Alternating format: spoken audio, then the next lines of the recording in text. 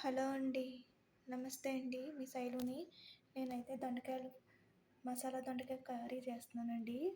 ముందుగా అయితేనండి ఇవి ఇలా కట్ చేసుకున్నానండి. ఇవి ఇట్లాగా కట్ చేసుకొని మనం ఆయిల్లో వేయించుకోవాలండి. దొండకాయలు శుభ్రంగా కడిగేసుకున్నానండి నేనైతేని.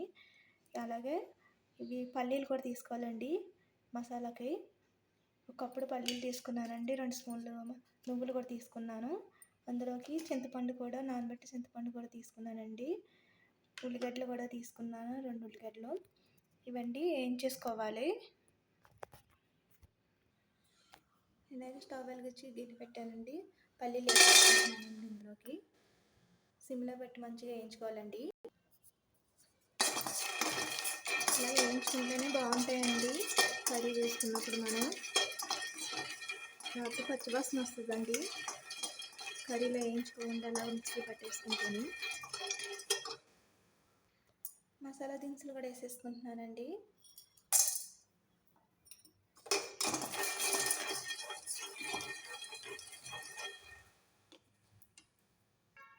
నువ్వులు కూడా వేయించేస్తున్నానండి.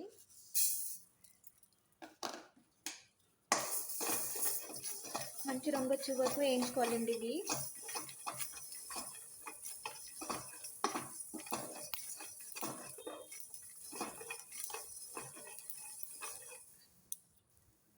నువ్వులే వేసుకొని కదండి పల్లీలను మిక్సీ జార్లో తీసేసుకుంటాం. అదే గిన్నెలో అంటే కొద్దిగా ఆయిల్ వేసుకుని ఉల్లిగడ్డలు కూడా వేయించుకోవాలండి.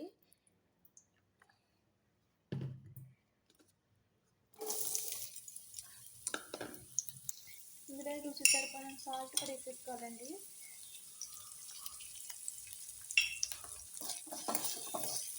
మంచి రంగు వచ్చే వరకు వేయించుకోవాలండి ఇవి కూడాను.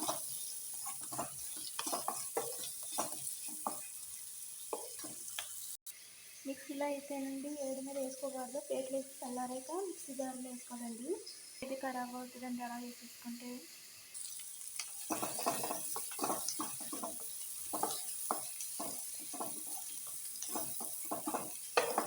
మిక్సీ గిన్నెలో తీసేసుకుంటున్నాను ఇది కూడా అండి.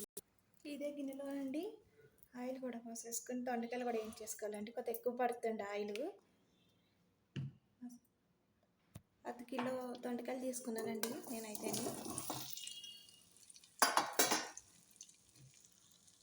సిమ్లో పెట్టి మంచిగా వేగనివ్వాలని దోరగా వచ్చే వరకుని. ఒక 1/2 స్పూన్ జీరా కూడా వేసుకోవాలండి. సరిపడినంత కారం పొడి కూడా వేసుకోవాలండి.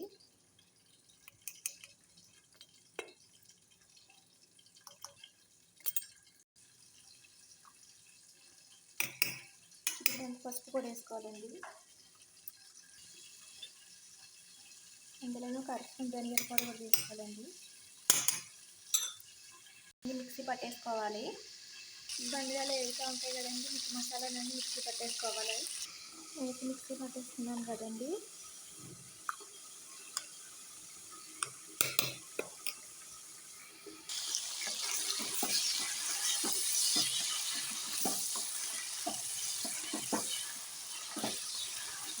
అన్ని సైడ్లు కరిగేసుకోవాలండి. కావాలన్నా వీటిని దొండకాయలు 2 నిమిషాల మాత్రం మూత తీసుకుని తీసుకోవాలి.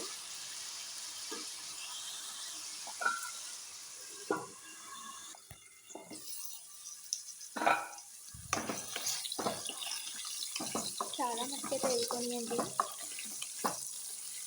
ఇంకో 2 నిమిషాలు బాగా ఆడనివ్వాలండి. అన్నీ దానికి ఎంత బాగా వేస్తే అంత బాగుంటుంది అనిపించాలి మసాలా కర్రీ.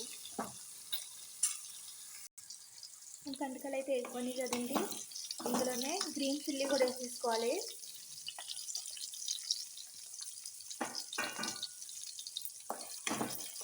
నిమిషాలు బాగా ఆడనివ్వాలండి గ్రీన్ చిల్లీ అయ్యింది.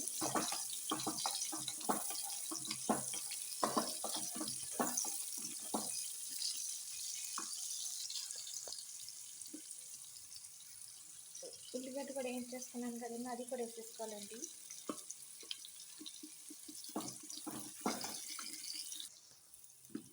మసాలా పేస్ట్ కూడా వేసేసుకోవాలండి ఇందులోని.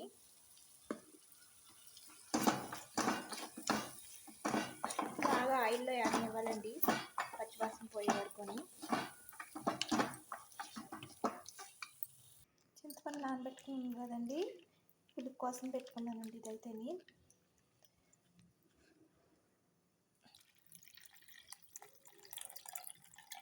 ఇందులో తీసేసుకుంటున్నానండి. మసాలాస్ వేసుకున్నాం కదా మా గిన్నెలోకి. సిమ్లో పెట్టి బాగా వేయించుకోవాలండి, తర్వాత మాడగొట్టేస్తండి.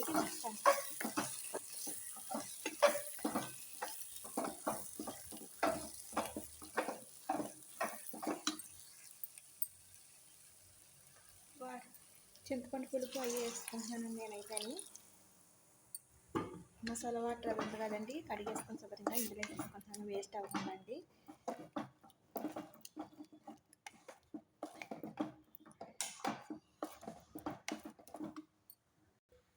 సిమ్లో పెట్టి బాగా ఆయిల్ పైకి వచ్చే వరకు ఉడకనివ్వాలండి.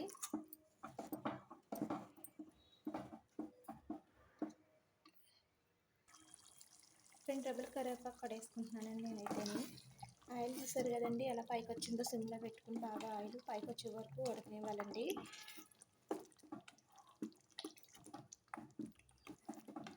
అడుగు పట్టేస్తుంది.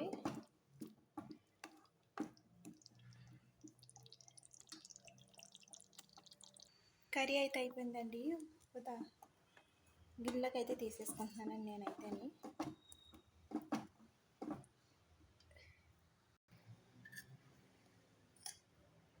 మసాలా దొండకాయ కర్రీ అయితే అయిపోయిందండి. ఇలా చపాతీలోకి, రైస్లోకి చాలా బాగుంటుందండి. సూపర్ ఉంటుంది. తప్పకుండా మీరు ట్రై చేయండి. చాలా చాలా బాగుంటుంది. బాయ్ అండి.